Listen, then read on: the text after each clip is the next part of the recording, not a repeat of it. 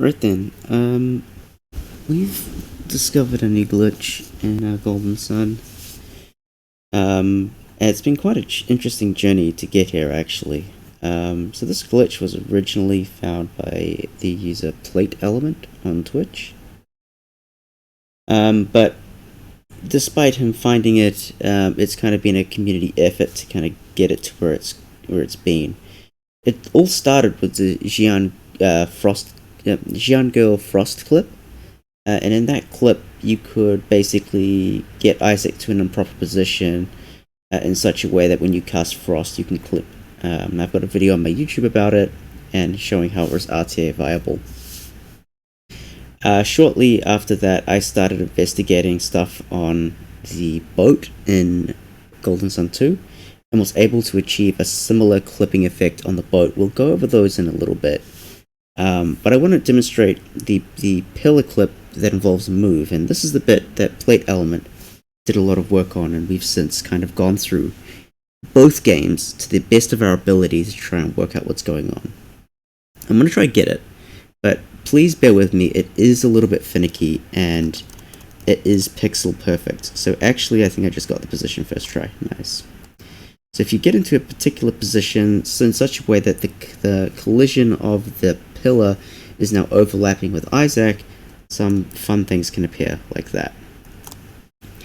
So something like this here saves like a little bit of time because you can clip onto the pillar and jump across. It's probably worth going for an RTA because it's not too hard. There is a setup. In particular, this setup, I'm looking at Isaac's shadow here. I see that it's kind of aligned over here. Otherwise, it's basically looking at this pixel over here for alignment. But yeah, so that's the clip. And it can be used on a lot of move pillars, but not all of them. The main limiting factor, it seems, for this glitch to actually work is whether or not the collision map is actually loaded in that layer. So if, for instance, I go to the Forge Cave, so Goma Cave, once we get there, there are a lot of rooms. There's still more. Here we go. Goma Cave. Alright. So up here, collision exists. So if I'm using debug mode right now, by the way. Never mind. Collision doesn't exist here. So if I push this guy over here and go away, exit, enter, come over here, I could in theory have clipped onto this pillar, but there's no collision here.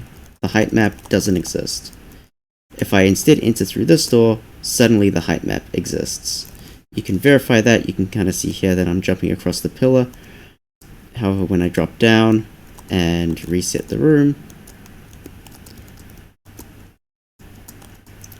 run over here, the collision just doesn't exist. So that's a layering issue, and whenever this issue crops up, it kind of prevents the glitch from happening, and there's no real consistency as to which rooms have layers and which rooms don't. But yeah, we encourage kind of exploration. So now I want to go through kind of every instance that I know of that works. So here's the first one. This is the original one, actually. This is the boat clip that was originally found. Basically, if you're going down left into this little squid thing here, get into this position where you've got like that 1 pixel gap between Felix and the Hydra, you can kind of get on, or the Aquajolly, sorry, you can kind of clip onto the Frost pillar. So that was the one that kind of spurred us on to find the move clip. So if I get to the move clip here, again, you can clip if you're in just the right position. Not this one, but this one right here.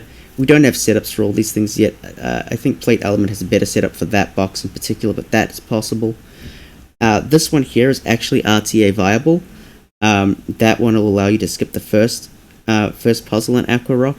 Annoyingly, the second puzzle of this nature has the layering issue, so that one doesn't work. But this room, for some reason, happens to have that issue. Doesn't have that issue. It is a little bit finicky, as I mentioned. It's kind of pixel or subpixel perfect depending on the room, so it can be tricky. Here's another instance where it works. So this will allow you to get Moloch without having to defeat Briggs in a max % run. So as you can see, Briggs hasn't been defeated, and yet I'm able to get up here. That is super valuable for a max percent category. That would allow you to get Moloch. So you'd come, after you do the Gondor 1 segment, you come back to Mudra to get the cast cutscene, to get the Cyclone chip. You can then clip up on here, get Moloch in one trip. That saves a teleport and some movement, which is really, really nice. Here's one that's useful in TLA no save and quit. Get that in the right position. You only get one try. That saves a lot of backtracking. Very difficult to pull off because you're pulling the pillar into a position where it's no longer movable. Another no save and quit applicable one, top of Gaia Rock, that saves a little bit of movement. This one here is actually huge for max percent. There's a really, really particular alignment that you need to achieve. I'm setting that up right now. You're looking at the spots on the ground here. And then you're looking for some pixels that come out under Felix's feet. We'll document all of this stuff once we get proper setups. But anyway, this one here is sub-pixel perfect. So even if you get the right pixel alignment, you don't get it. This is Jumpy Desert Cave, by the way. I never explained that. So this here saves you going an entire circuit around Jumpy Desert Cave for the second time if you can get this clip. Because the log pillar doesn't get stuck in place, you can actually do this clip attempt it multiple times, so it saves a ton of time. Here's another one that I found very recently. You can kind of do this in Gabomba Catacombs. You can do another frost clip, which is kind of nice. I think that's the last one. Yeah, so that's all of them. Very exciting times. We'll just put it on one of these. Very exciting times for us. As far as I know, that is all of the ones that is useful between both games. As you can see, there's a pretty high TLA density. I may have missed one of the GS1 ones. Oh yeah, I missed this one. So in GS1, this one isn't even that useful because we have an infinite climb glitch that allows us to do the same thing. So you can clip onto this pillar and it might save some time in a max percent no save and quit. I don't know. But anyway, that's the move clip discovered by Plate Element.